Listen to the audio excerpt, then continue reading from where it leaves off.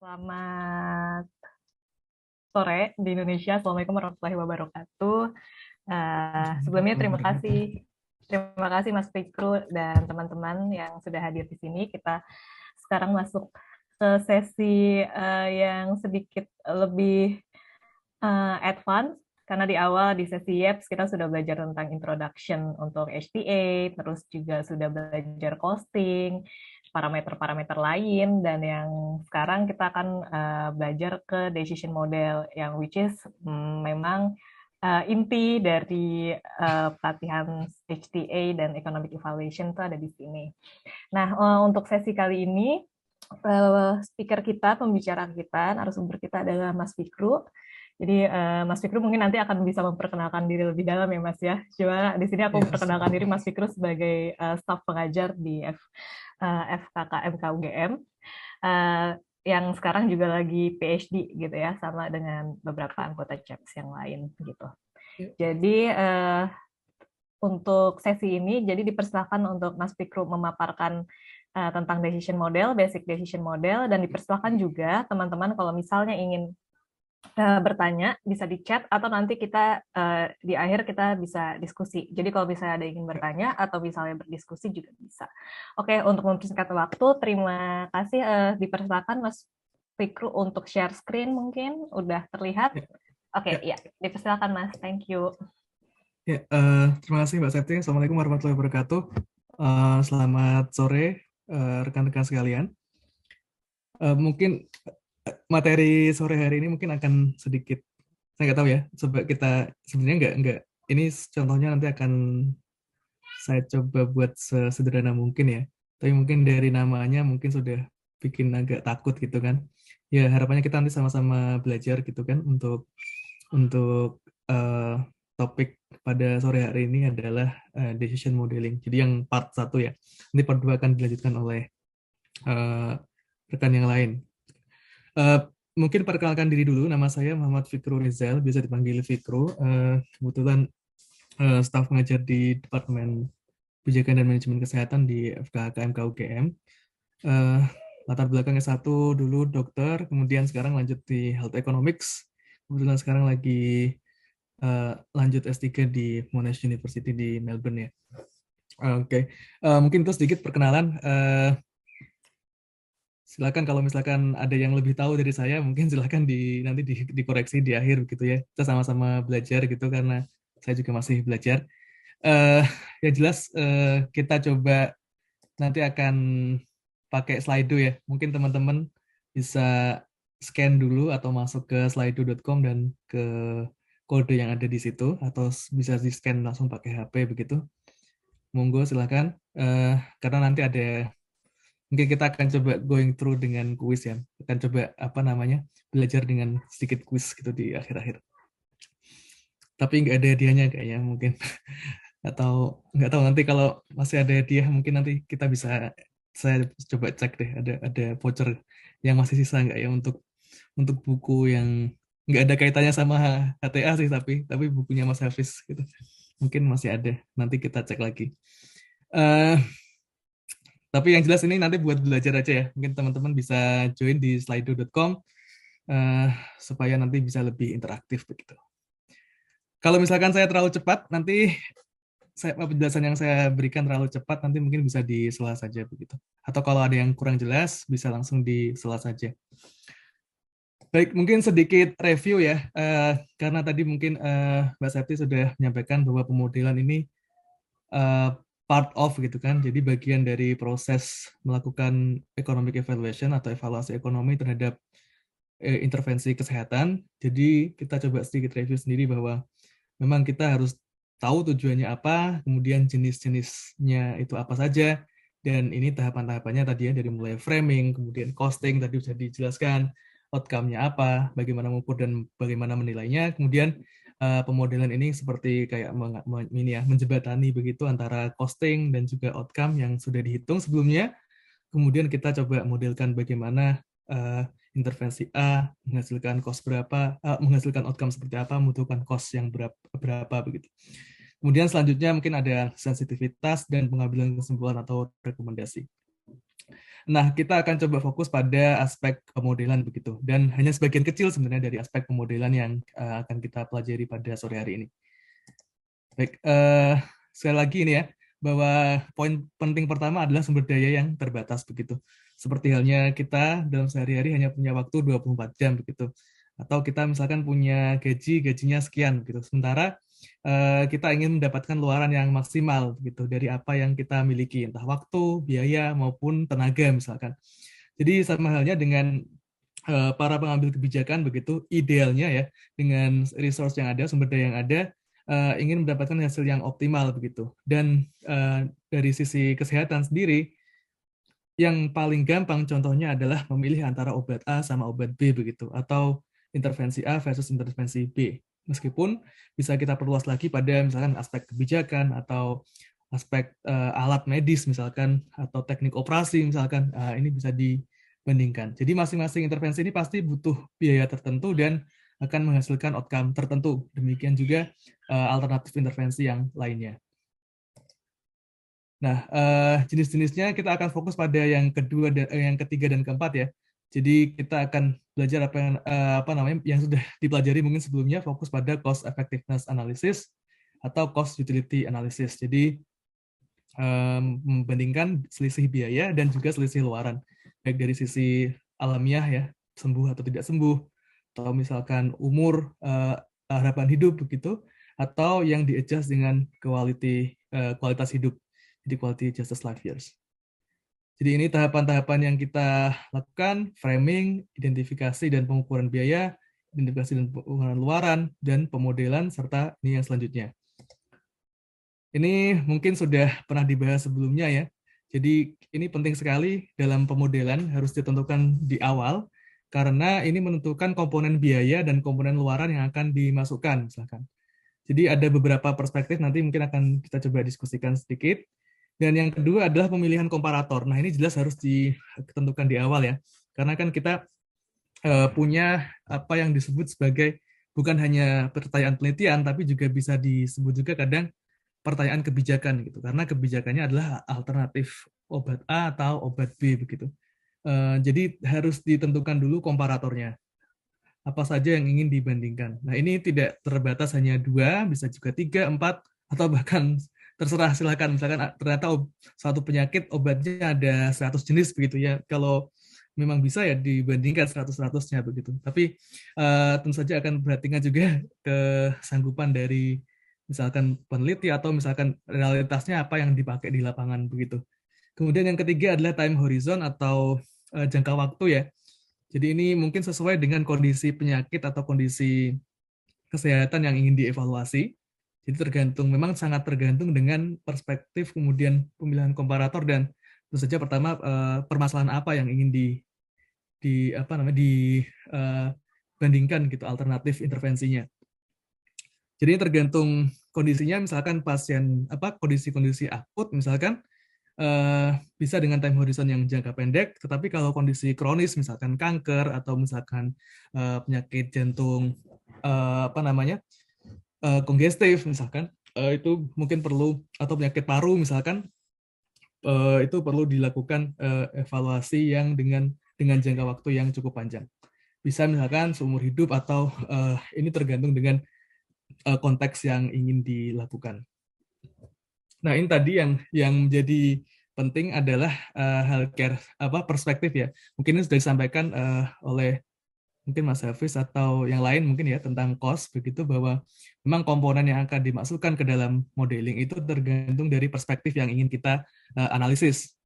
Secara umum memang ada 2 ini ya yang besar ya, healthcare system perspektif atau societal perspektif. Jadi kalau healthcare intinya yang nanggung ini hanya sistem kesehatan misalkan. Meskipun ini juga nanti jenisnya ada macam-macam ya. Apakah ini hanya dari perspektifnya si payer, pembayar, misalkan BPJS Kesehatan, atau perspektifnya katakanlah rumah sakit begitu. Karena ternyata ada biaya yang tidak ditanggung oleh payer, tapi rumah sakit itu membutuhkan biaya tersebut. Tapi contohnya ini sih, ini yang menjadi konsep utama dari perspektif dalam evaluasi ekonomi. Kemudian societal perspektif ini intinya sih menghitung non-healthcare cost ya, biaya di luar sistem kesehatan, baik itu yang bersifat direct maupun indirect begitu.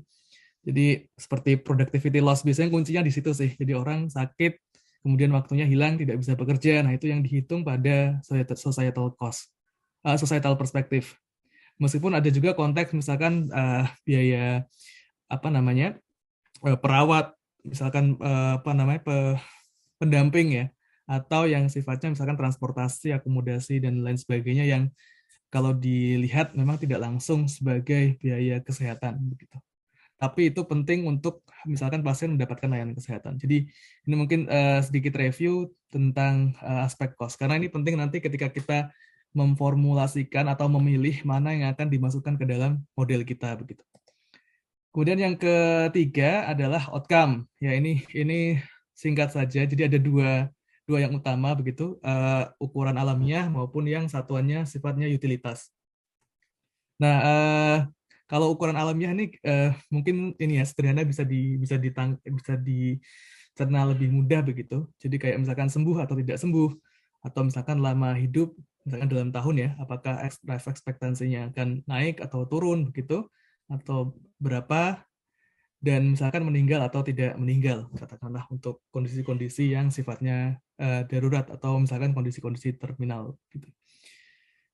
Kemudian yang kedua adalah satuan yang bersifat utilitas. Nah, pada prinsipnya ini mungkin teman-teman juga sudah mempelajari ya bahwa 1 tahun umur hidup pada satu orang dengan kondisi tertentu, misalkan sakit kronis, misalkan sakit kanker ya, dengan pasien yang sakit katakanlah kesleo begitu, itu kualitas hidupnya tentu saja berbeda. Nah, ini kenapa ketika kita mengukur luaran seringkali atau mungkin kalau di Indonesia memang guideline-nya ya panduannya memang adalah dengan mengukur kualitas hidup gitu. Jadi usia itu di-adjust atau disesuaikan dengan kualitas hidupnya.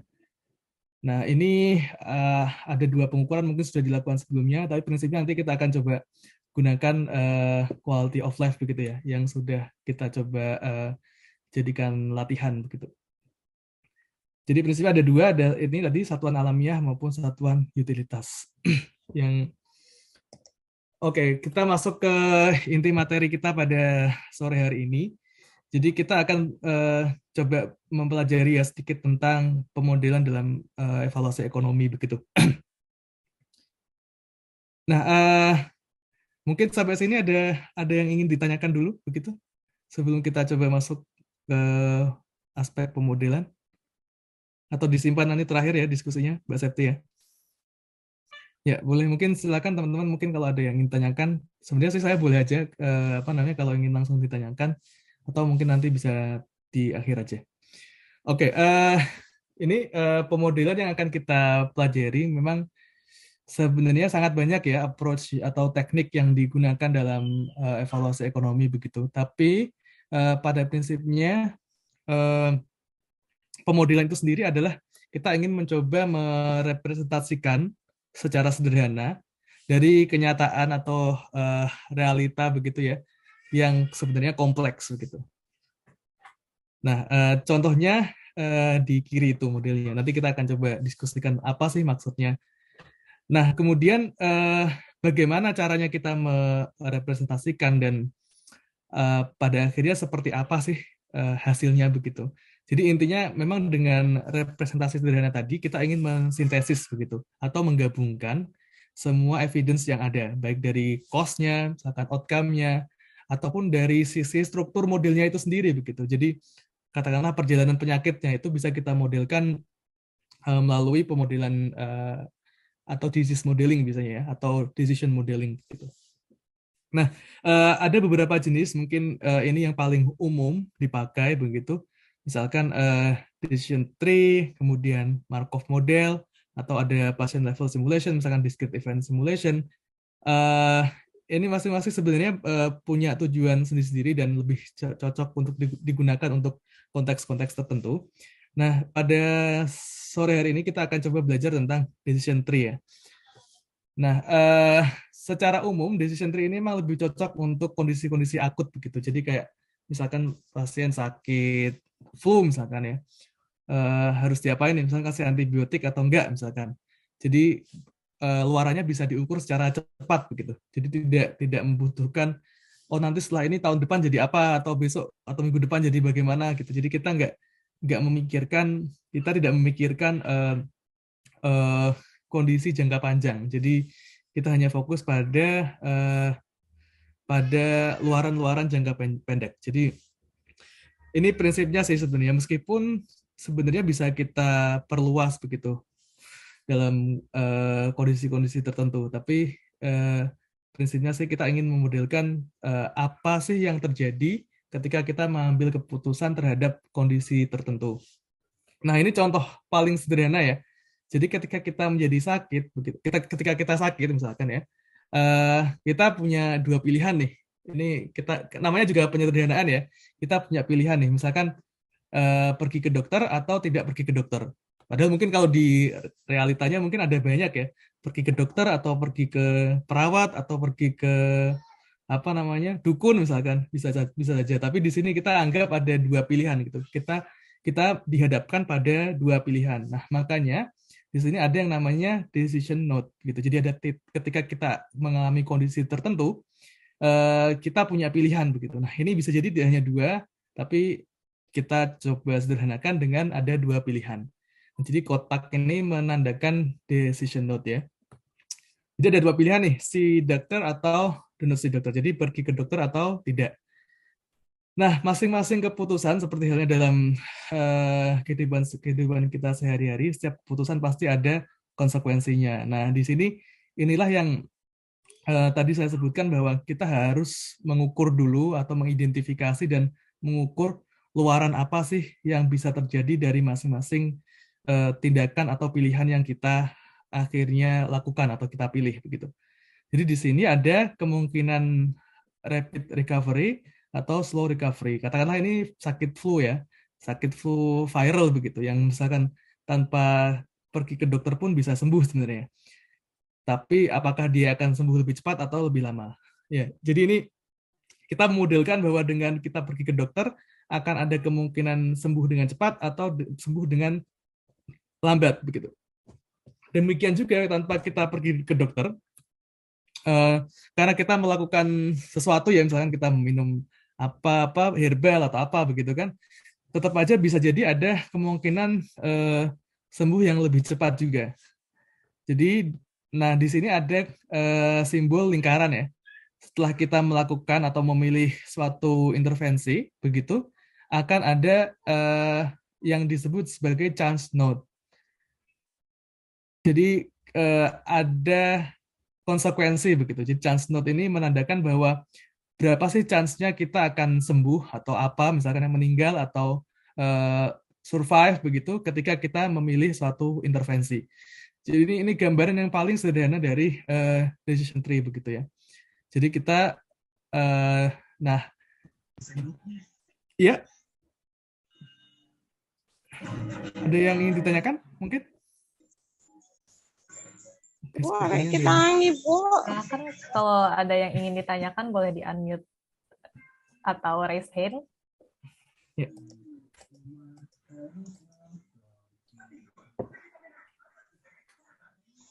Oke, mungkin saya lanjutkan ya, Mbak Septi ya.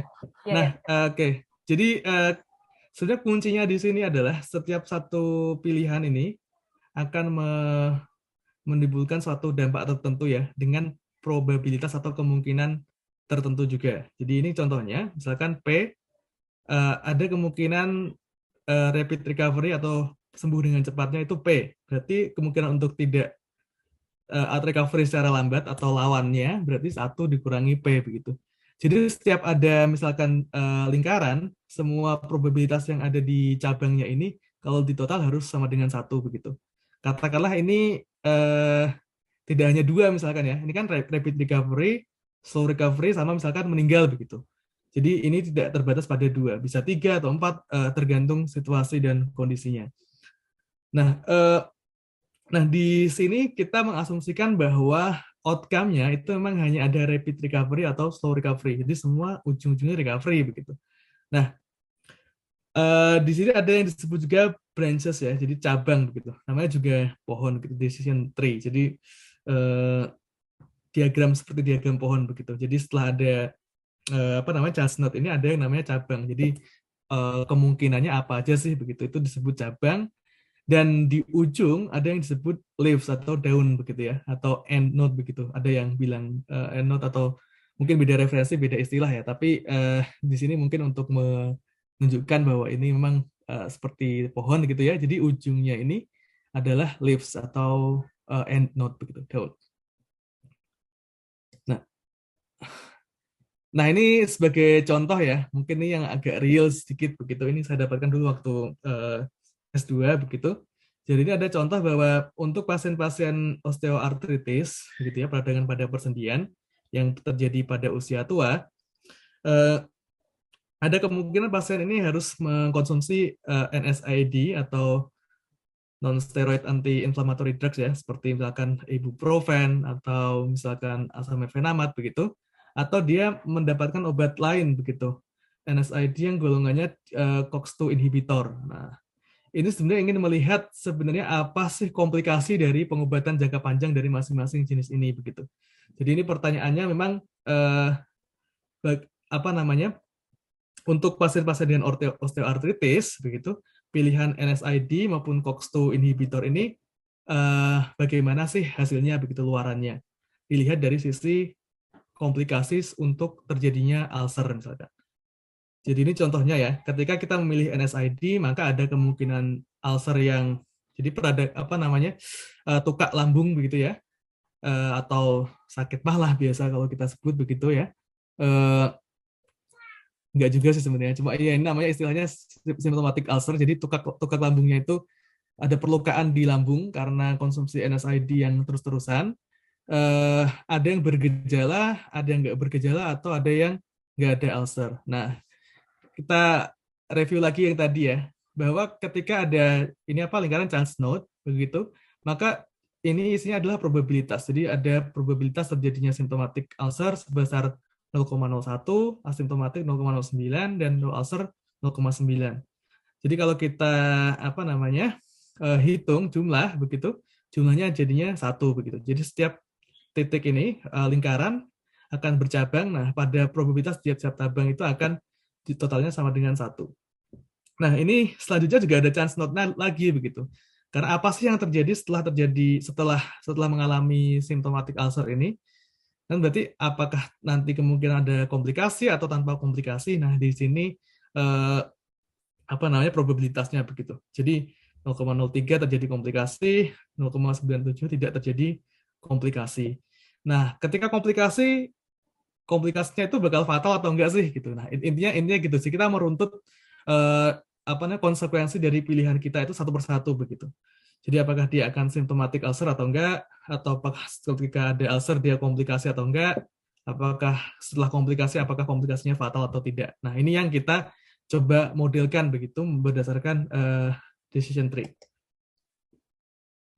Nah, ini ada istilah kedua yang saya coba kenalkan yang namanya adalah path cause, path effect, dan path probability begitu. Jadi dalam satu hal kita bisa membayangkan ini seperti pohon ya. Ini batangnya, kemudian ini cabangnya begitu kan, ini ujungnya daunnya begitu. Tapi dari sisi lain misalnya kita bayangkan kita kayak semut gitu ya. Kita jalan di atas pohon. Nah, ini juga bisa disebut sebagai path ya. Jadi satu jalan ini dari awal terutama dilihat dari setelah decision apa chance node ini ya. Jadi chance node ini adalah namanya path ya. Jadi kita bisa lihat di sini ada berapa jalan nih. 1, 2, 3. Nah, biasanya sih path-nya ini memang sama dengan jumlah dari nodes itu sendiri pada tiap-tiap alternatif intervensi. Mohon maaf kalau ini agak sedikit complicated ya. Nah, dan masing-masing apa namanya jalan ini atau path ini bisa kita hitung biayanya, efeknya, dan probabilitasnya begitu. Jadi ibaratnya kalau kita lihat di sini sih kita ingin tahu ketika kita mengambil atau mengkonsumsi NSAID terus-terusan ketika pada pasien osteoartritis begitu, berapa sih probabilitas bahwa dia terjadi symptomatic ulcer dan kemudian terjadi komplikasi dan komplikasinya itu fatal. Nah, itu nanti akan kita hitung di sini namanya path probability. Kemudian ada juga yang disebut path effect. Jadi ini nanti sebenarnya efeknya gimana sih gitu, efeknya atau outcome-nya. Jadi kolinya berapa sih kalau fatal berapa, kalau tanpa komplikasi berapa, nah itu efeknya. Kemudian kalau cost itu berarti total biayanya yang dikeluarkan oleh seseorang yang melalui jalan ini begitu. Nah, oke, nah selanjutnya kita coba ini ya perhatikan lagi bahwa untuk menghitung path cost dan path cost, jadi intinya dia harus dijumlah begitu ya. Berarti karena biayanya kan, karena dia melalui dia mengkonsumsi NSAID, kemudian terjadi symptomatic ulcer, makanya dia harus perlu ditangani untuk symptomatic ulcernya. Kemudian karena dia terjadi komplikasi, dia harus mendapatkan treatment untuk komplikasinya. Dan kalau fatal misalkan apakah ada cost-nya sendiri? Kalau fatal bagaimana? Apakah ada cost-nya sendiri atau tidak? Nah, kalau untuk contoh di sini untuk biaya dia berhenti sampai terjadi komplikasi atau tidak begitu. Karena kalau udah fatal atau enggak itu kan udah terjadi ya outcome-nya begitu, outcome akhirnya. Jadi dia tidak membutuhkan biaya. Nah, jadi untuk pasien yang mengalami fatal ini, mengalami symptomatic ulcer, komplikasi maupun fatal, biayanya berarti apa? Dijumlah kan ya. Jadi 20 euro tambah 100 euro tambah 2000 euro begitu. Kalau yang not fatal pun ujung-ujungnya sama karena dia juga mengalami komplikasi. Nah, yang berbeda adalah orang yang tidak mengalami komplikasi ya. Yang tidak mengalami komplikasi berarti dia hanya sampai 20 plus 100 begitu. Nah, ini mungkin nanti kita akan coba punya exercise yang lain. Nah, ini contohnya. Nah, sementara itu untuk path probability, cara menghitungnya adalah dikalikan begitu. Jadi kalau mungkin ingat pelajaran probabilitas di SMA begitu ya, kalau probabilitas itu adalah kejadian yang dan begitu ya. Jadi mengkonsumsi NSAID, kemudian dan mengalami symptomatic ulcer, dan mengalami komplikasi, dan mengalami luaran yang fatal, maka probabilitasnya itu dikalikan.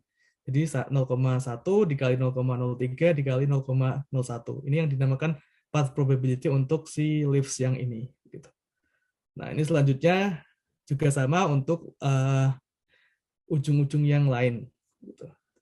Nah, untuk path effect sendiri itu memang hanya luarannya saja yang dicatat di sini. Oke, contohnya ini misalkan kalau fatal berarti dia 0 alias meninggal begitu. Kalau non fatal berarti dia 1 atau dia masih survive.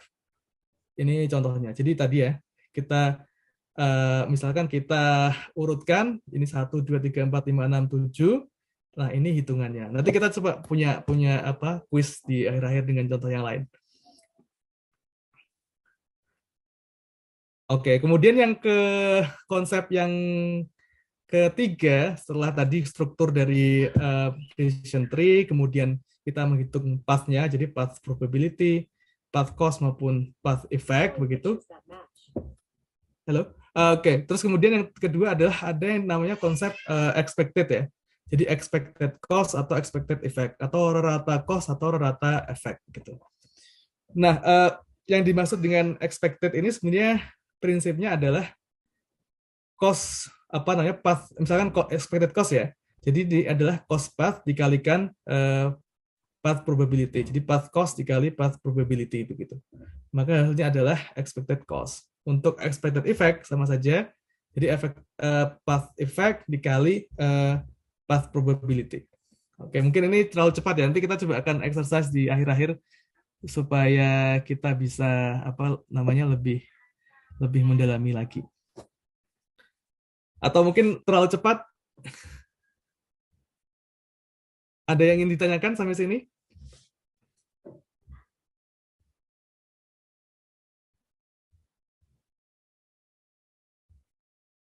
Oke, nggak ada ya berarti ya? Kayaknya udah tahu semua nih kayaknya nih. Oke, saya ulangi sekali lagi mungkin konsepnya ya, karena ini penting sekali dalam decision modeling begitu. Jadi pertama yang harus kita susun adalah memang struktur dari modelnya itu sendiri. Jadi ini akan berbeda untuk setiap kondisi begitu. Nah, kebetulan ini tergantung setiap kondisi dan apa pertanyaan kebijakan kita begitu.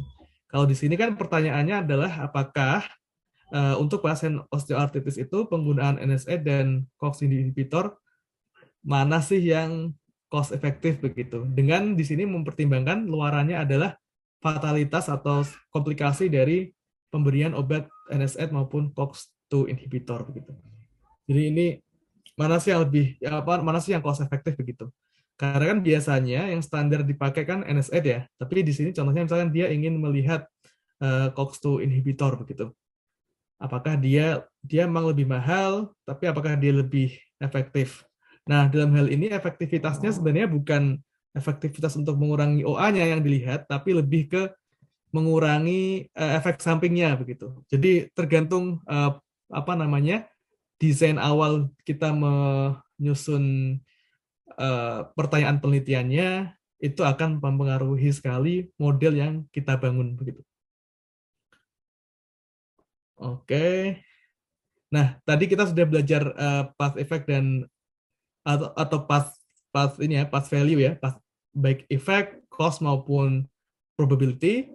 Nah, kemudian tadi expected value. Jadi expected value-nya dari sisi cost maupun dari sisi efeknya itu sendiri. Contohnya misalkan yang ini ya, expected cost berarti kan. Expected cost-nya tadi gimana cara ngitungnya? Ini cost path atau path cost dikalikan path probability. Itu cara menghitung expected cost. Demikian juga expected effect ya, karena efeknya zero berarti dia mau dikalikan berapapun dia akan jadi zero. Nah, kemudian konsep yang terakhir adalah kita sebenarnya ingin tahu kan total cost dan total effect yang terjadi pada setiap decision yang kita ambil itu berapa sih begitu. Makanya ada hitungan total untuk NSAID misalkan ya, dari sisi cost maupun dari sisi luarannya. Dari sisi biaya maupun dari sisi luaran. Nah, cara menghitungnya adalah dengan menjumlahkan expected value tadi dari sisi cost maupun effect pada dari semua cabang atau dari semua ujung dari decision yang kita ambil. Jadi kalau di sini ada 7 ujung, maka total dari expected cost-nya itu sendiri adalah jumlah dari expected cost masing-masing ujung tadi. Demikian juga dari total untuk expected effect-nya. Jadi di sini terlihat bahwa expected cost-nya total adalah 27 euro dan expected effect-nya adalah 0,9997. Artinya hanya sekitar 0,00 berapa? 0,03 ya. 0,003 yang 0,0003 gitu yang fatal efeknya begitu. Atau di sini meninggal gitu. Oke, nah ini untuk pemodelan. Selanjutnya memang ada yang namanya analisis sensitivitas, begitu mungkin tidak jadi bagian dari diskusi kita sore hari ini. Dan yang terakhir adalah pengambilan keputusan. Ini nanti mungkin juga akan dibahas di tempat lain ya. Tapi pada prinsipnya memang kita akan menghitung cost dan effect begitu. Ini baru dari si NSAID. Kita belum menghitung dari yang si COX-2 inhibitor. Ini hasilnya bagaimana? Nah, ini mungkin sudah dibahas sebelumnya atau mungkin nanti akan dibahas. Saya kurang tahu sih. Tapi pada intinya ujung dari economic evaluation ini adalah membandingkan selisih biaya dengan selisih luaran.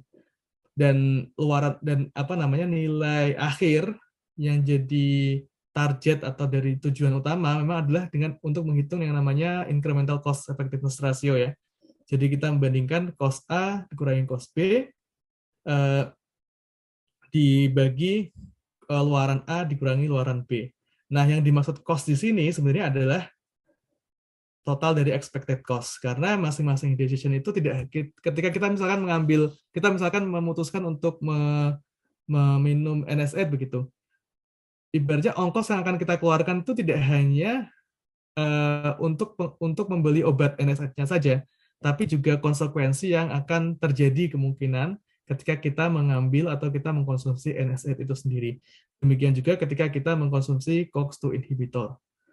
Dan disinilah model decision tree mengakomodir semua kemungkinan yang terjadi ketika kita mengambil keputusan tersebut, dan kita coba mengkuantifikasi begitu ya, biaya yang kemungkinan akan kita keluarkan dan juga luaran yang kemungkinan kita akan dapatkan berdasarkan nilai-nilai probabilitas yang ada begitu.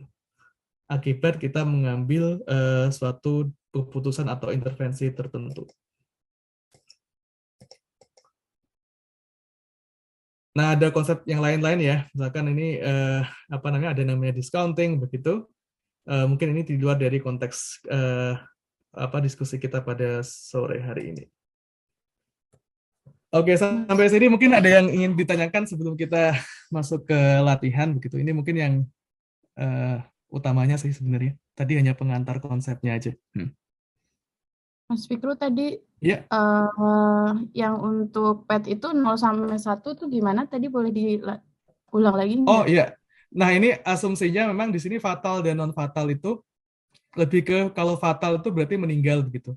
Jadi kalau non fatal itu survive. Jadi ini mungkin istilah saja sih ya. Kenapa karena kan ibaratnya kalau meninggal berarti kan dia nol kan ya. Kalau di sini sih memang karena kita melihat mortality ya. Intinya misalkan kita melihat survival, sorry. Kita melihat survival. Jadi berapa persen sih dia akan survive begitu kan. Jadi ketika luarannya survival, berarti kalau dia tidak survive, berarti apakah dia hidup atau tidak? Berarti kalau dia tidak hidup kan berarti 0 ya, 0. Kalau dia survive berarti 1 begitu. Ini konsepnya sih. Tapi bisa jadi ini mungkin tidak hanya meninggal dan hidup gitu ya. Bisa jadi ada disabilitas misalkan. Entah skornya mungkin tidak 0 atau tidak antara 0 dan 1. Makanya tadi mungkin masuk ke konsep dari quality adjusted life years. Tapi di sini kita hanya ibaratnya konsep payoff aja ya. Jadi kalau dia meninggal kita kasih skor 0, kalau dia survive kita kasih skor 1. Tapi prinsipnya ini karena kita melihat luarannya survival begitu, makanya tadi kalau meninggal dikasih skor 0 karena kan dia nggak survive ya. Sementara untuk kalau dia survive kita kasih skor 1. Ini karena binary sih ininya ya, outcome-nya begitu. Hanya meninggal atau hidup. Itu sih Mbak Roya, mungkin yang lain ada lagi? Mungkin yang lain dipersilakan jika ada yang ingin bertanya atau mungkin sharing kalau misalnya ada yang pernah atau sedang melakukan modeling gitu. Langsung di-unmute saja.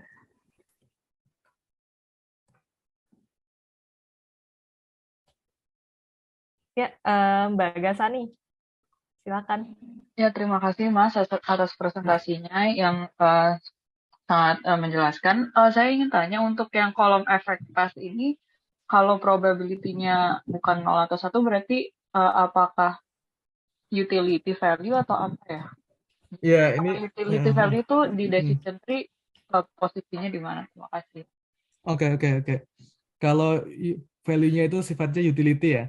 Nah, jadi nanti mungkin kita akan coba masuk ke konsep yang outcome ya. Di outcome itu kan kita mengenal ada yang namanya satuan alamiah. Jadi makanya tadi sembuh atau tidak sembuh, atau meninggal versus tidak meninggal. Contohnya tadi kalau kita asumsikan bahwa meninggal itu 0, tidak meninggal atau survive berarti 1 begitu ya. Nah, gimana kalau satuannya itu utilitas begitu pertanyaannya. Tadi mungkin secara sederhananya, misalkan kita mengasumsikan ini luarannya hanya ada 2. Mbak siapa tapi Mbak Gasani ya. Misalnya luarannya tidak hanya 2, tapi ada 4 katakanlah. Dan itu misalkan keparahan begitu ya. Keparahannya level 1, level 2, level 3, atau misalkan tanpa ada komplikasi sedang, komplikasi berat, dan misalkan meninggal begitu. Jadi kan ada 4 ya, 4 cabang di sini ujung-ujungnya. Nah, jadi masing-masing cabang itu bisa punya quality of life sendiri begitu. Katakanlah kalau dia tanpa komplikasi 1 begitu. Kalau dia komplikasi ringan berapa, komplikasi sedang berapa, komplikasi berat berapa, dan kalau meninggal itu 0. Nah, cara mendapatkan nilai dari quality of life itu sendiri, nggak tahu ini sudah sempat dibahas atau belum ya, untuk outcome ya. Nah, cara menilainya memang ada banyak sih. Bisa kalau yang paling standar dilakukan adalah dengan mengisi kuesioner begitu. Jadi kita mencari pasien terlepas dari apakah dia sebelumnya mendapatkan NSAID atau enggak, tapi yang jelas kita mencari pasien yang mengalami, misalkan di sini contohnya symptomatic ulcer, kemudian komplikasi, dan komplikasinya itu misalkan berat, sedang, atau ringan. Kita akan ambil pasien itu, interview misalkan, kita isi kuesionernya tadi, EQ5D, 5L, dan kita cocokkan dengan scoring begitu. Kita kasih ini ya, intinya dari kuesioner itu diterjemahkan jadi quality of life. Itu sih kalau konteksnya misalkan outcome-nya tidak hanya hidup atau meninggal begitu. Apakah cukup menjelaskan? Mungkin Mbak Gasani? Oke, baik. Terima kasih. Ya. Oke. Oke, ya, ada lagi mungkin? Mungkin ada lagi? Kalau enggak mau exercise dulu mungkin ya, Mas Ya, Vito? kalau enggak mungkin kita coba exercise ya. Ini mungkin tadi penjelasannya pakai contoh osteoartritis. Nah, yang kita jadikan exercise ini mungkin lebih sederhana sebenarnya. Jadi ini kita coba pakai kasus katarak senilis begitu ya. Jadi mungkin Bapak Ibu kalau ini sedikit penjelasan, mungkin katarak senilis adalah kekuruhan lensa akibat penuaan dan merupakan penyebab kebutaan paling tinggi di Indonesia. Ini secara sederhananya ya.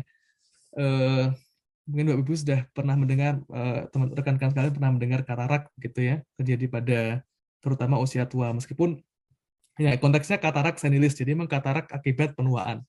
Ada juga katarak-katarak yang lain, tapi kita fokus pada katarak senilis. Nah, untuk memperbaiki ketajaman penglihatan, begitu karena lensanya keruh, maka perlu tindakan operasi.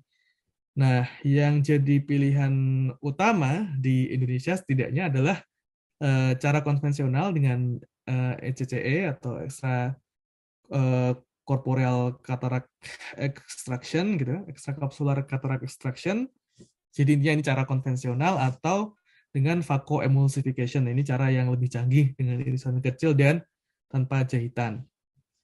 Nah, secara umum penelitian yang ada mengindikasikan bahwa phaco itu lebih efektif dibandingkan dengan ECCE untuk menghasilkan ketajaman penglihatan yang lebih tinggi atau lebih banyak orang yang mengalami perbaikan ketajaman penglihatan dibandingkan dengan ECCE. Ini simplifikasi ya. Sebenarnya mungkin konteksnya lebih detail lagi, tapi untuk studi kasus ini simplifikasinya seperti ini. Jadi tapi sebenarnya phaco ini memang kalau kita lihat tarifnya BPJS atau misalkan tarif umum yang dikenakan dari rumah sakit, phaco ini lebih mahal begitu karena alatnya lebih canggih dibandingkan dengan ECCE yang menggunakan alat yang lebih konvensional begitu. Nah, pertanyaannya adalah apakah penggunaan phaco ini cost efektif gitu dibandingkan dengan ECCE untuk penanganan katarak senilis di konteks Indonesia begitu. Jadi contohnya misalkan kita lakukan framing ya, framing kan kita memutuskan nih perspektifnya apa, komparatornya apa, kemudian jenis analisisnya apa, dan time horizonnya seperti apa begitu. Nah, kita asumsikan meskipun ini tindakannya akan bisa terlihat secara hasilnya itu akan jangka pendek begitu, tapi luaran yang terjadi kita asumsikan akan bertahan seumur hidup. Jadi time horizonnya seumur hidup. Jadi yang awal kan jelas ya societal perspektif, berarti kita menghitung biaya produktivitas misalkan. Kemudian dan biaya transportasi, akomodasi yang tidak ditanggung oleh BPJS Kesehatan misalkan. Kemudian yang kedua pemilihan komparator begitu. Tadi sudah jelas ya, kita membandingkan phaco sebagai intervensi dibandingkan dengan ECCE.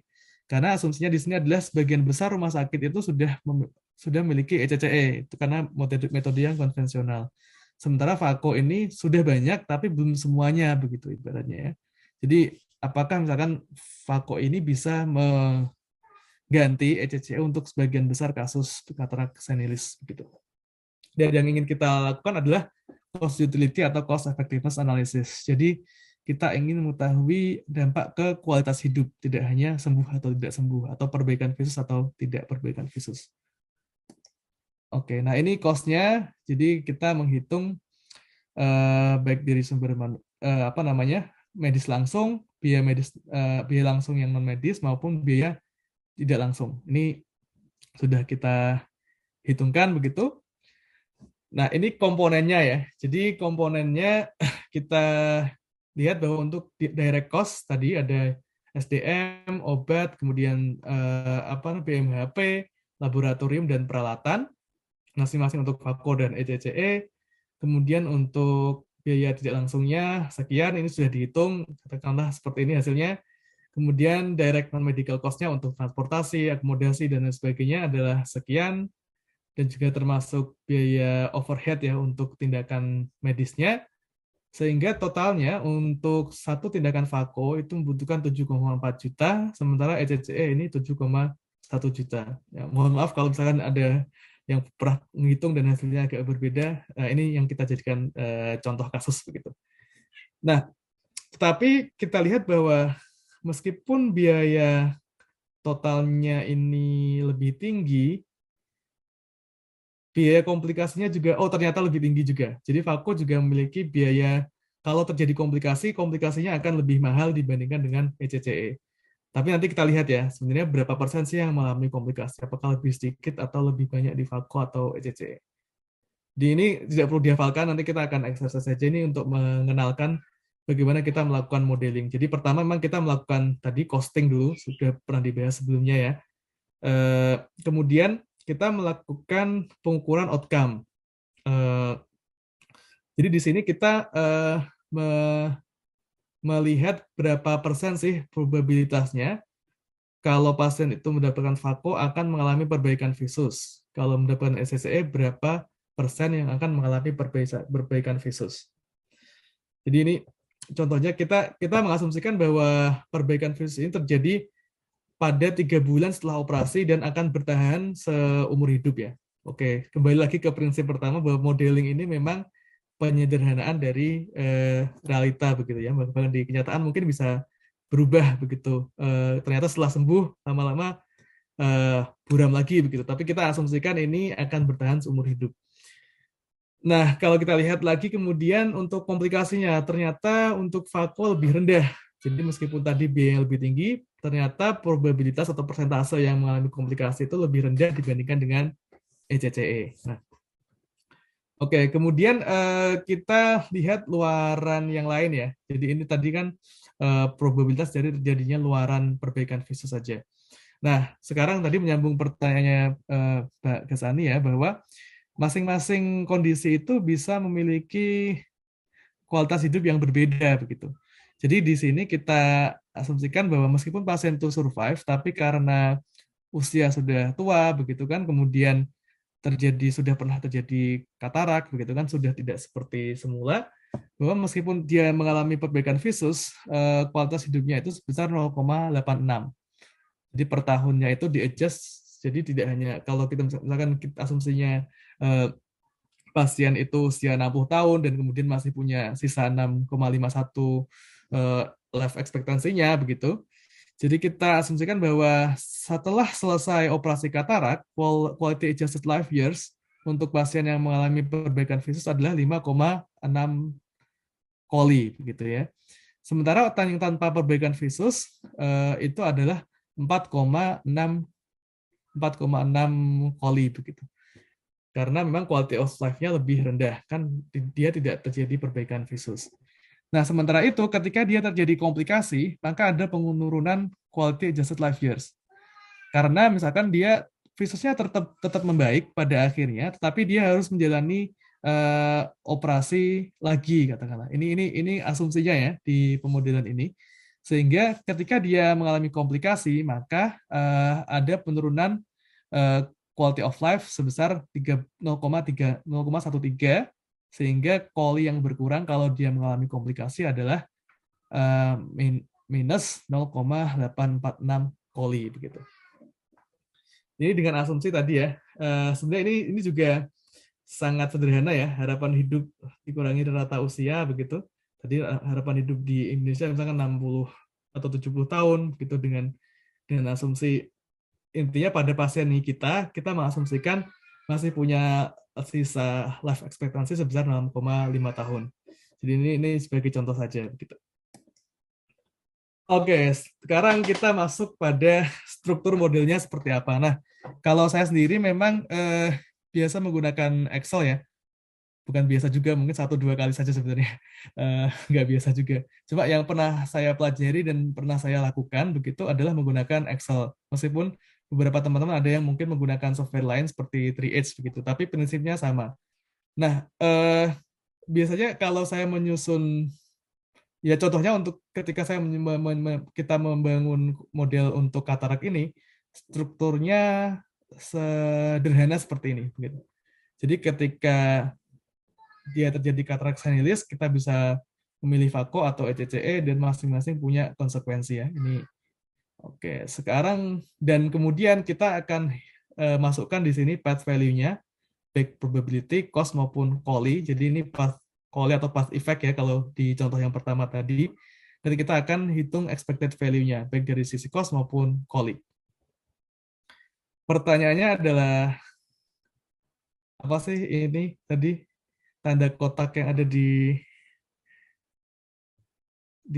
sini ini disebutnya apa? Nah, mungkin teman-teman bisa masuk ke Slido,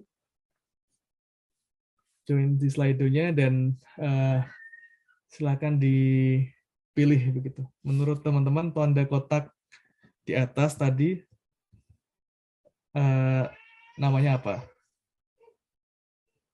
Ini ada yang masuk nggak? Belum ada yang masuk nih kayaknya. Belum ada yang join, silakan. Oke, udah ada 1 orang yang join.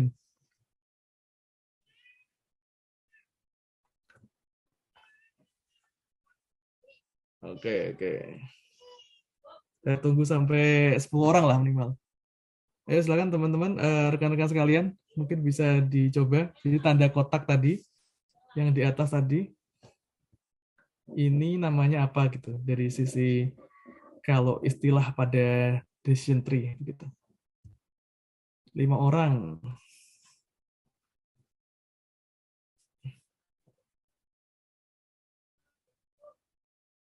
7 orang. Yuk, 3 orang lagi.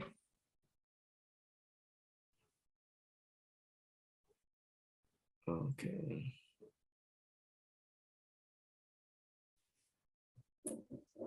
Yuk, 1 orang lagi, 1 orang lagi. Ya udah nih, 9 orang aja ya. Oke. Nanti bisa yang mungkin yang belum join, nanti bisa join di pertanyaan berikutnya. Oke, ini 90% benar ya. Jadi 10 orang, 9 orang, oke dari 12 orang bilang bahwa yang kotak tadi adalah decision node. Nah, ini masih ada 1 orang atau berapa orang nih ya yang menjawab chance node. Oke. Perlu diingat lagi bahwa chance node itu yang bulat ya, yang ini chance node begitu. Jadi ketika dia sudah mendapatkan kita sudah memilih satu decision, maka akan ada konsekuensi. Nah, di sini yang disebut chance node begitu. Sementara kotak ini kita masih di decision node karena ini masih kita memilih antara intervensi A atau intervensi B. Begitu. Oke. Sip. Oke, terima kasih rekan-rekan sekalian sudah berpartisipasi. Nah, selanjutnya, ini ya, tadi dari perhitungan cost maupun outcome, kita biasanya susun satu sheet sendiri begitu yang berisi parameter input dari sisi biaya, probabilitas maupun dari sisi COLI tadi dengan deskripsi masing-masing dan kalau perlu sumbernya dari apa ya. Ini yang paling sederhana begitu. Jadi ini rangkuman dari apa yang sudah kita hitung sebelumnya. Jadi tadi sudah di total ya, VACO baik dari biaya medis langsung, non medis maupun indirect cost begitu. Nah, selanjutnya setelah kita list begitu ya, semua parameter yang kita perlukan untuk mengisi model yang sudah kita susun tadi begitu. Bentuknya akan seperti ini begitu. Ya, jadi kalau kita baca bahwa ketika kita lakukan vakum, maka akan ada kemungkinan komplikasi maupun tanpa komplikasi maupun dengan komplikasi. Jadi dilihat bahwa ketika dia vakum, maka komplikasinya adalah 0,1 sehingga sisanya adalah 0,9. Demikian juga ketika dia ECCE, maka yang terjadi komplikasi adalah 32% atau 0,32, maka sisanya tanpa komplikasi adalah 1 dikurangi 0,32 atau 0,68. Nah, kemudian, jadi kita mengasumsikan bahwa komplikasi ini itu tidak mempengaruhi perbaikan visus sebenarnya. Jadi dia, apa namanya, baik dia mengalami komplikasi maupun tidak, kita asumsikan ini sama, perbaikan proporsi yang mengalami perbaikan visus maupun yang tidak mengalami perbaikan visus. Jadi yang mempengaruhi perbaikan visus hanya jenis tindakannya, begitu. Jadi contohnya di sini kalau VACO berarti 0,92 yang perbaikan visus, yang tidak perbaikan visus 0,08, karena 1 dikurangi 0,92. Demikian juga dengan yang ECCE ya. Jadi misalkan ini kita asumsikan bahwa kita anggap probabilitas perbaikan visusnya 0,81, berarti yang tidak berbaikan itu 0,19 begitu. Nah, sekarang kata kuncinya adalah kita mengisi dari path value-nya pada masing-masing leaf. Jadi ini kan 1, 2, 3, 4. Jadi tidak sebanyak tadi bahkan di contoh yang pertama. Jadi setiap decision ini ada 4 leaf begitu. Yang perlu kita isi path value-nya pertama. Nah, sebagai contoh ya, path value kan ada 3 nih, probability, cost, dan COLI. Nah, kalau contohnya di sini adalah path probability-nya berarti 0,92. Kita urut ya ke depan. Jadi sini 0,92 dikali 0,9. Jadi hasilnya 0,8262. Sementara untuk cost-nya, karena yang kita juga runtut ke depan lagi. Jadi ini VACO, tapi dia tanpa komplikasi, berarti kan VACO doang ya. Jadi path value-nya ya path value VACO, begitu 7,4 juta. Sementara itu COLI-nya, karena dia perbaikan visus dan tanpa komplikasi, maka dia hanya perbaikan visus 5,59. Nah, oke, saya punya 3 kolom kosong ini yang perlu diisi. Kita coba lihat atau kita coba exercise satu persatu. Nah, pertama yang A ya. Kita coba yang A. Jadi yang perlu diisi di sini adalah path value. Path value. Jadi dari sisi probability-nya. Oke. Kalau di probability yang VACO ini kan di sini, ini adalah 0,92 dikali 0,9 karena dia adalah VACO yang tanpa komplikasi dan mengalami perbaikan visus. Nah, kalau yang A ini berapa kira-kira? Mau dilihat lagi sebelumnya? Oke. A ini berapa? Mungkin bisa langsung diketik saja hasilnya. Nanti kita coba lihat teman-teman berapa ngisinya. Silakan diisi.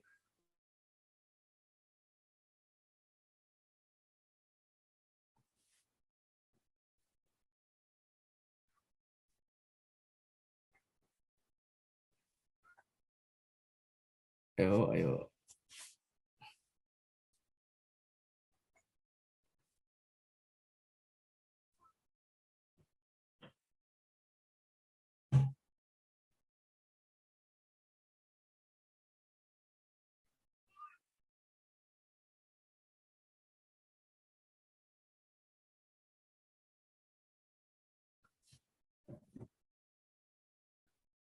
Ini belum ada yang isi ya sebenarnya.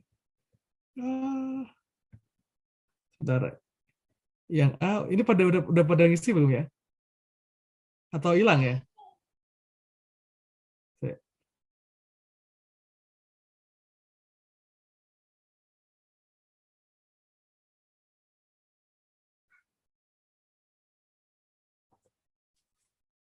Mungkin teman-teman yang sudah bergabung bisa mengisi tadi. Kok ini hilang ya? Ini apa?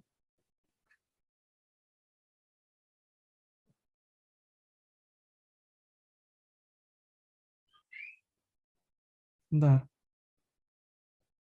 Kita coba. bentar,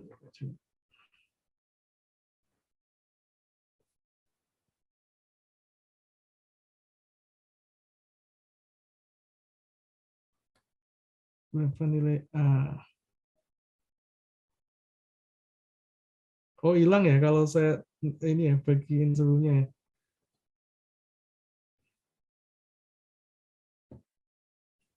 Oke,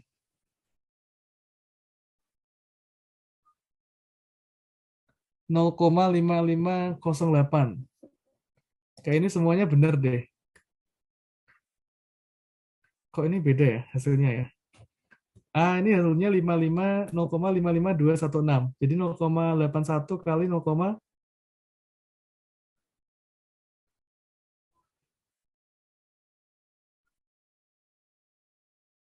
dikali 0,68.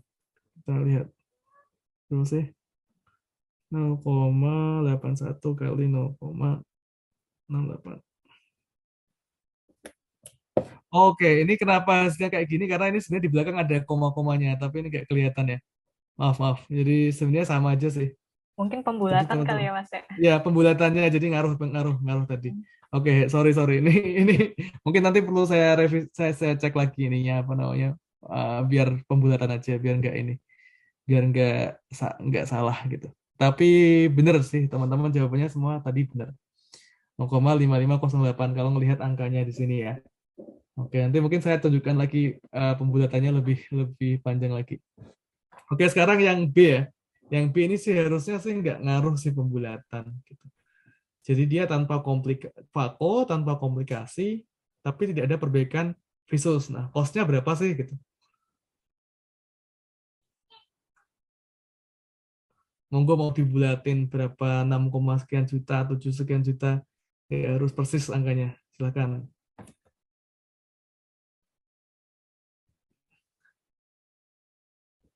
Oke, monggo diisi.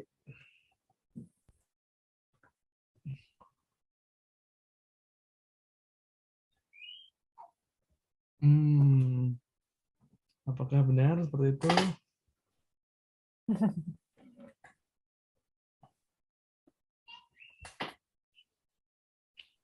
Oke, saya tunggu 2 lagi deh.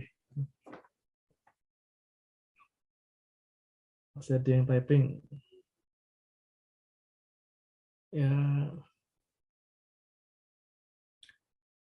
kayak ini slide-nya agak berubah dari dulu. Kayaknya udah bener ini. Jadi beda. Update kayaknya. Oke. Ini yang bener. Ini ya, yang paling banyak jawabannya ya. 7.422.361. Oke. Kenapa seperti itu? Saya lanjutkan, maaf ya kalau yang belum jawab ya. Jadi karena ini kan dia tanpa komplikasi ya. Jadi biayanya yang dikeluarkan sebenarnya hanya untuk vakonya aja gitu.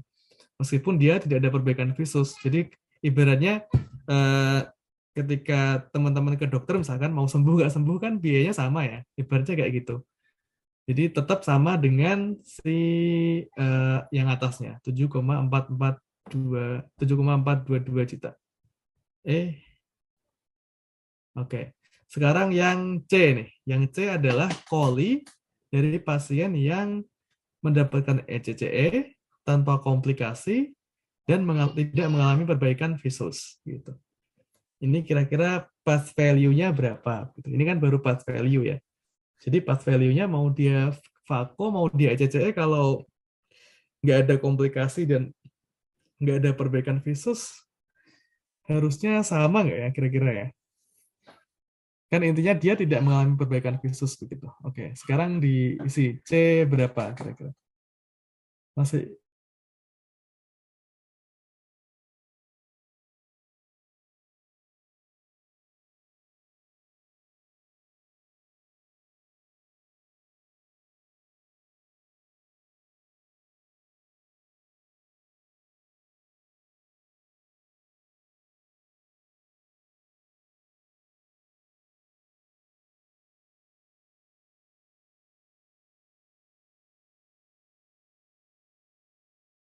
tanpa komplikasi. Makanya kalau kita lihat yang di sini yang paling bawah ya, berarti itu dia, atau yang di sini, ini berbeda karena dia, meskipun dia ada perbaikan visus, tapi dia dengan komplikasi. Sehingga yang perbaikan visus ini dikurangi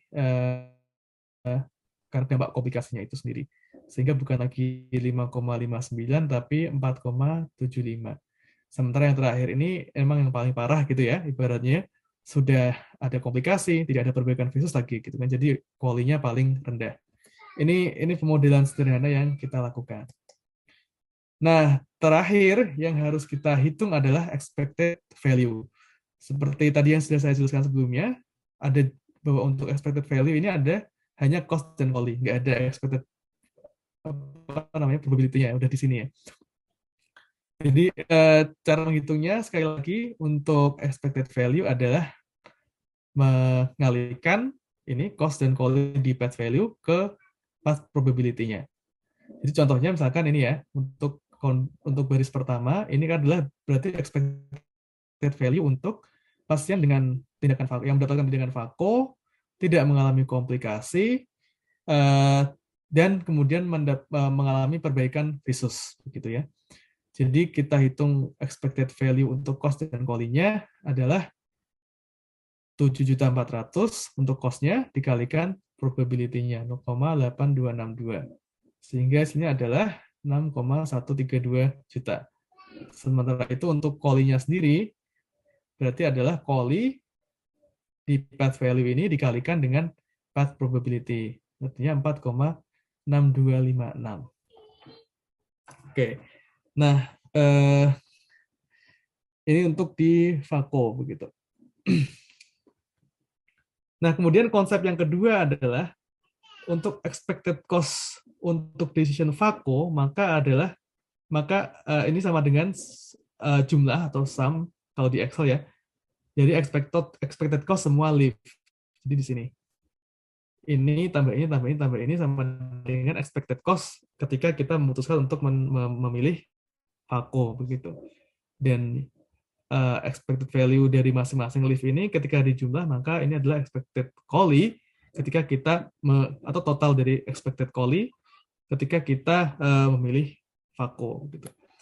Nah, sekarang kita punya sebenarnya satu aja sih untuk pertanyaannya yang pertama yaitu berapa nilai A di sini. Jadi ini expected value baik cost maupun quality untuk pasien dengan mendapatkan ECCE, kemudian dia mengalami komplikasi, dan dia mengalami perbaikan visus begitu. Jadi kalau cost di sini tadi kan expected value untuk cost di sini kan cost dikalikan probability begitu. Tapi di baris yang sama atau di leaf yang sama. Nah, kalau untuk yang A ini expected value untuk cost-nya berapa? Berarti apa nih? Ini dikali mana nih? Kali ini atau kali ini? Monggo silakan dihitung, nggak persis-persis sama juga nggak apa-apa. Jadi tulis saja cost-nya berapa, quality-nya berapa gitu. Kalau sempat ya, dihitung dulu, nanti coba dimasukkan di quiz-nya.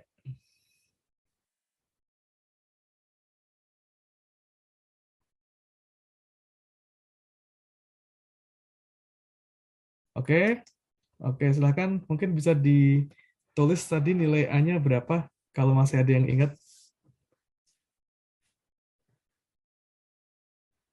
Atau perlu saya balikin lagi? Ada yang isi nih. Kayaknya harus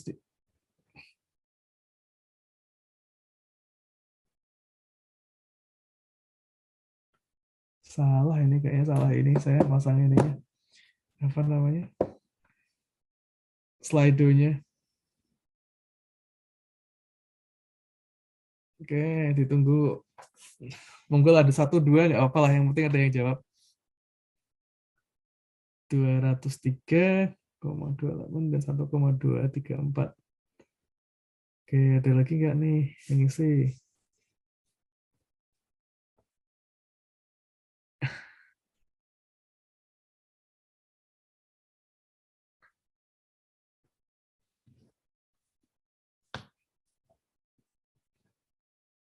Kita lanjut aja ya, udah jam segini soalnya. Oke. Nah, ini hasilnya ya. kalau kita lihat di sini, sorry. Oh, jadi ini hasilnya adalah untuk expected value di pada cabang untuk yang mendapatkan ECCE dengan komplikasi dan perbaikan visus, berarti kan 7.800.000 dikali 0,259 ya. Hasilnya ini 2,034 juta. Sementara untuk expected call-nya itu adalah 4,7523 dikali 0,259. Hasilnya 1,234 sekian. Oke, sebentar terakhir sebenarnya masih ada ya. Jadi yang terakhir kita harusnya hitung apa namanya? Kita hitung total dari apa namanya? Dari expected cost untuk ECCE itu sendiri sebesar 7,37 dengan koli 5,1442 gitu. Jadi kalau kita lihat sekilas, Fako emang lebih mahal, tapi luarannya lebih bagus ya. Lebih mahal 7,5 juta, tapi kolinya lebih bagus begitu. Nah, ini tadi yang saya skip sebenarnya hasilnya ya.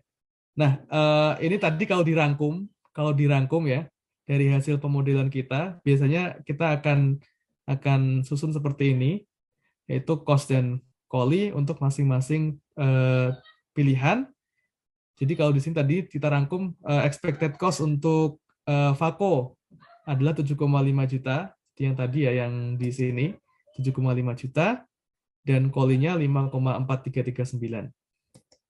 Sementara untuk ECCE ini 7,3 juta, kolinya 5,1. Nah, kemudian kita akan hitung incremental cost dan incremental kolinya gitu. Jadi incremental cost-nya di sini adalah Rp165.000, incremental call-nya adalah 0,2896 sekian. Jadi dia lebih mahal sedikit, tapi lebih bagus juga luarannya. Sehingga ICER-nya tadi diingat ya, ICER itu berarti adalah rupiah per koli, jadi 165.000 dibagi 0,289. Sehingga jadinya adalah 571.000. Nah, dengan skenario seperti tadi, dengan asumsi-asumsi nilai yang kita contohkan, ICER-nya Fako dibandingkan ECCE adalah 571.000 per penambahan satu koli begitu. Jadi cara membacanya adalah ini kalau saya ya, yang saya pahami adalah jika kita memerlukan biaya tambahan sebesar Rp571.000 untuk mendapatkan satu tambahan koli begitu ketika kita berpindah dari ECCE ke Fako. Nah, itu apakah worth it atau worth apa enggak gitu. Nah, itu mungkin diskusi selanjutnya ya, tapi prinsipnya adalah biasanya ini diukur berdasarkan GDP per kapita. Katakanlah kalau di Indonesia sekitar 42 juta ya GDP per kapitanya misalkan tahun 2019, sehingga angka 571.000 itu sangat cost efektif gitu karena dia sangat murah begitu dibandingkan dengan GDP per kapita kita sebanyak sebesar 42 juta rupiah per tahun. Oke, ini yang lain mungkin sensitivity analysis tadi ya. Mungkin ini sekilas ada namanya diagram tornado begitu. Bagaimana jika angkanya kita ubah jadi skenario yang minimal maupun skenario yang maksimal, dampaknya ke ICER tadi seperti apa. Tapi ini di luar dari diskusi kita. Mungkin berhenti sampai sini aja ya, Mbak Septi ya. Siap, Mas Fikru. Oke, kita punya waktu sekitar 5 menit mungkin ya untuk diskusi, atau misalnya ada yang ingin bertanya atau ingin sharing.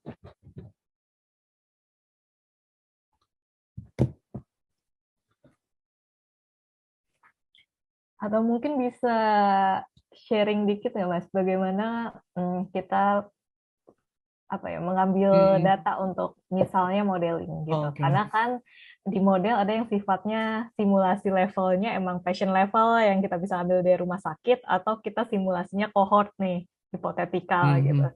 Mungkin bisa dijelasin karena ini juga kan agak mahasiswa partisipannya juga agak beragam. Oke. Basic ya. Oke, terima kasih Mbak Septi atas pertanyaannya.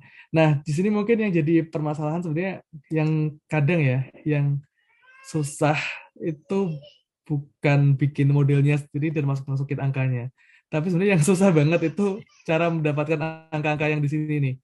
Nah, sebenarnya saya kemarin mikirnya ini udah dibahas ya. Sebenarnya setidaknya yang biaya ya sebenarnya yang udah dibahas ya. Ternyata yang probabilitas atau outcome mungkin belum dibahas secara mungkin detail ya Mbak Septi ya kayaknya ya. Jadi kalau kalau di sini memang secara umum sih kita melakukan kalau standarnya ya pasti melakukan systematic review, meta analisis begitu ya dari literatur-literatur yang ada. Jadi katakanlah misalkan perbaikan visus Fako begitu. Ketika dia menerima Fako ya kita cari apa literaturnya begitu. Jadi makanya tahapan tadi kalau kita kembali di awal, pemodelan sendiri itu sebenarnya bukan hanya ya, merupakan bagian yang penting tapi itu bagian akhir begitu sebenarnya dari step by step apa namanya economic evaluation ini kalau menurut saya. Meskipun struktur model sendiri ini akan apa namanya memberi feedback begitu apa sih yang perlu dicari dari outcome-nya yang ada di sini. Jadi ini bukan apa ya kalau saya pahami sih ini framing mungkin bisa fix begitu ya, tapi ini seperti loop begitu ya. Ketika kita susun framing awal gitu, kita ukur costingnya, kita apa namanya ukur luarannya begitu, terus kemudian kita lakukan model. Tapi ini tidak kemudian satu persatu harus, yang jelas framing dulu memang harus penting dulu ya. Tapi costing, outcome dan pemodelan ini biasanya kayak siklus gitu ya. Ternyata ini butuh nih di model, jadi kita cari lagi gitu. Padahal sebenarnya awalnya mungkin nggak kepikiran ketika kita coba masukkan di model ternyata sangat sangat butuh sekali. Makanya idealnya memang struktur model itu dibuat di awal meskipun belum ada biayanya atau belum ada outcome-nya. Sehingga ketika kita melakukan systematic review itu sudah tahu ya apa yang ingin dicari. Jadi intinya memang untuk mengisi luaran-luaran atau kotak-kotak kosong yang ada di sini. Nah, ini yang disebut tadi parameter ya. Jadi parameter yang ada kita isi ke model begitu. Kalau secara sederhana bukan sederhana ya, secara umum memang yang kita sumber utamanya memang dari systematic review dan meta analysis. Entah kita cari sendiri melakukan sendiri atau dari literatur yang sudah ada begitu. Tapi ada juga misalkan untuk katakanlah sangat spesifik begitu ya. Bisa jadi kita perlu melakukan pengumpulan data primer gitu. Jadi itu sih. Tapi kalau di standar yang ada ya, karena memang kebutuhan untuk HTA sendiri atau economic evaluation kan sangat beragam ya. Katakanlah misalnya konteksnya saya sebagai market access di farmasi begitu ya. Pasti saya udah punya data trial begitu. Sudah punya data trial. Jadi yang saya akan jadikan acuan adalah data trial. Jadi clinical trial ya, misalkan obat kita dibandingkan dengan obat standar gitu ya. Kita ingin coba lakukan CEA seperti apa. Tapi kadang memang untuk pemerintah sendiri memang misalkan menginginkan bahwa ada pengumpulan data primer agar menggambarkan data yang ada di lapangan di Indonesia begitu. Tapi untuk studi secara standar sih biasanya memang dengan systematic review, meta analysis begitu ya. Ya. Oke, thank you Mas Fikru. Jadi kalau misalnya memang ada pertanyaan, udah bangun struktur modelnya nih, ngisinya pakai apa? Jadi bisa yang pakai systematic review dan meta analisis sesuai ideal level of evidence, atau kalau misalnya data kita mumpuni juga bisa memakai misalnya hospital based data atau registry dan yang lain. Ada persis. Lagi mungkin? Oke, karena waktunya udah cukup nih Mas ya, sudah 1,5 jam. Ya, jadi kalau misalnya mungkin nanti ada yang mau didiskusikan atau ditanyakan, bisa kita diskusikan di next session gitu, atau mungkin mau hubungi Mas Fikru langsung mungkin ya kalau untuk kayak building model dan lain-lain. Terima kasih atas materinya Mas Fikru, dan terima kasih juga atas partisipasinya teman-teman. Sampai bertemu di sesi selanjutnya. Jadi sesi selanjutnya adalah Decision Model 2. Kita akan sedikit lebih dalam untuk melihat modeling di evaluasi ekonomi. Oke, untuk Tica, mau foto dulu atau mungkin udah cukup biar aku langsung tutup? Boleh ditutup. Terima Oke, kasih. ya. Oke, ya, terima kasih. Dan ini sesinya saya tutup. Selamat sore. Wassalamualaikum warahmatullahi wabarakatuh. Terima kasih, Mas Waalaikumsalam Fikru. warahmatullahi Terima kasih, wabarakatuh. teman-teman.